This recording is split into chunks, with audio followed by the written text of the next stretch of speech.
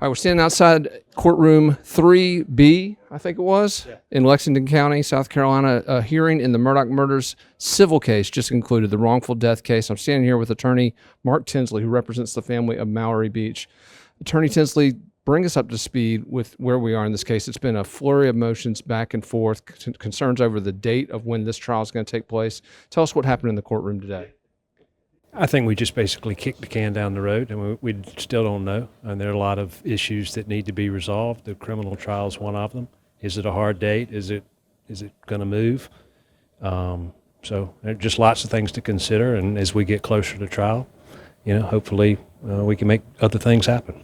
There was a motion that was heard today regarding the liquidation of Alec Murdaugh's 401k account to pay for his legal defense. I believe we heard Attorney Harpootlian reference the hiring of 6 experts that they've already paid 6 figures for. What were your thoughts on that settlement agreement?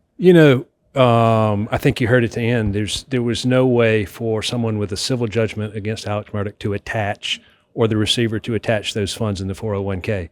When they would come out of the 401k, when they get in his hands, then we could attach them. So it was a win for the victims, in my opinion. I mean, there's a certain amount of money that's going to go into the fund. Dick's not feeding from our trough, so to speak. So basically $300,000 that wouldn't have been available otherwise had he not. Yeah, at least. Let's go back to the big issue of this case. Who's at fault?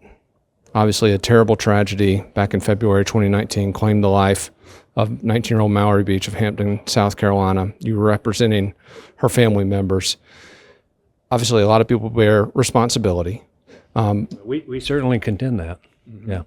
And you've named them in the lawsuit. Right. But walk us through this behind-the-scenes battle between you and, particularly, I saw you speaking earlier with the attorney for Parker's.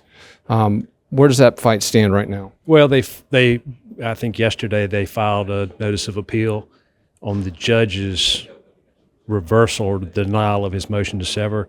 We think it's meritless. I think the Court of Appeals will deem it not appealable and kick it, and if not, we'll file a motion. So we're just trying to move forward and get our day in court as quick as we can. And that means there will be one case against all the defendants that are named. That's right, all the defendants. Attorney Tinsley, thank you for taking the time to speak with us. Appreciate it.